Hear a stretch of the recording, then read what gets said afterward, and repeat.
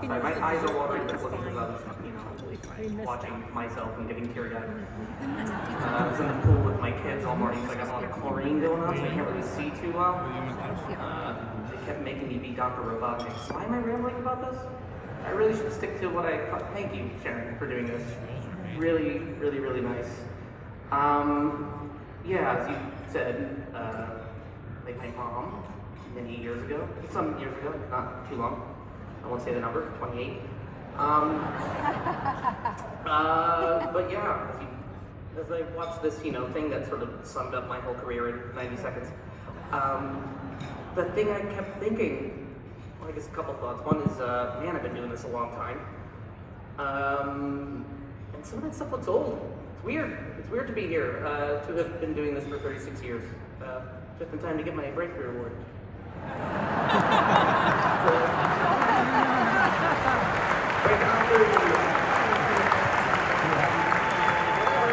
I am now. But yeah, it's weird. I'm here, 42 now. But I couldn't help but, it is, and now I'm, older.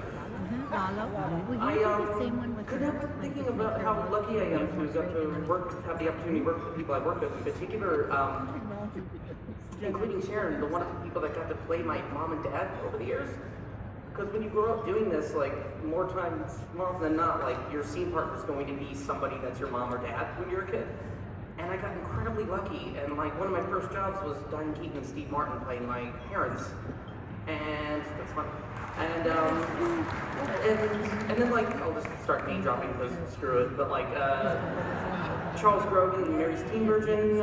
Let's see more names: Kevin Pollak, Rosanna Arquette, Brian Cox, Harry Walter, Susan Sarandon, Bill Pullman, Slash, Jeff Goldblum. Slash, the same movie. There's a little twist at the end. That's a spoiler from 2002. If you haven't seen the movie. But I've been really, really lucky for that reason because they set such a good example. Meryl Streep played my mom. Saw that in the clip. She's amazing.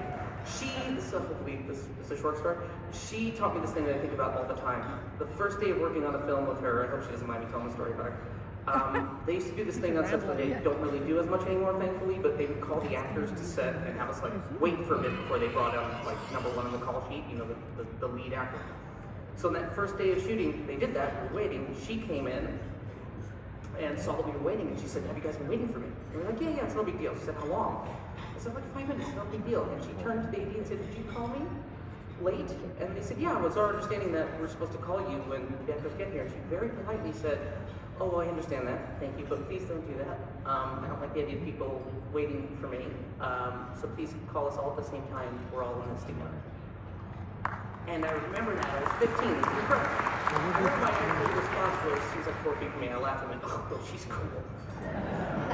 But I think when I think back what happened in my body was I felt like I was supposed to be there in service to her in this thing, and what she did in that moment is make me feel like I belong there, and that everybody on the crew, everyone that showed up there, were all here to make this thing. And it's something that has stuck with me for a long time. And although I've reached the age where I'm getting cast less and less with people that are my parents, I still get wowed by people that are even about my age. Jesse Eisenberg on The Real Pain. He's actually a year younger than me. He wowed me. And coming in as he's writer, director, and lead actor in this thing on a small budget and a tight schedule and all the stresses. He handled himself with such Did you get this letter? I was going to say grace, but that's not really the word I've used to describe Jesse, no offense. I don't know what the word is. One of my professional... Fuck it, I'm going to say grace, but if grace were riddled with anxiety.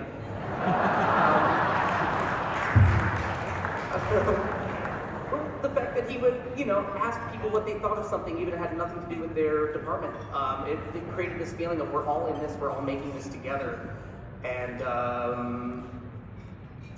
that's just a very special thing, 2 or 3 days into a shoot, when you get this sense that, oh, we're all making this movie, it's his, but we're all making it, and that's because he's a particular kind of guy to work with, and I hope I'm lucky enough to work with him again. And thank you for being that, Jesse, and for this movie and meeting me here. And I guess my point, if I were to try to understand my ramble, is also thanks to all my pretend moms and dads. Thanks, pretend mom. And thanks for having made this possible. Sorry for my long speech. Thank you.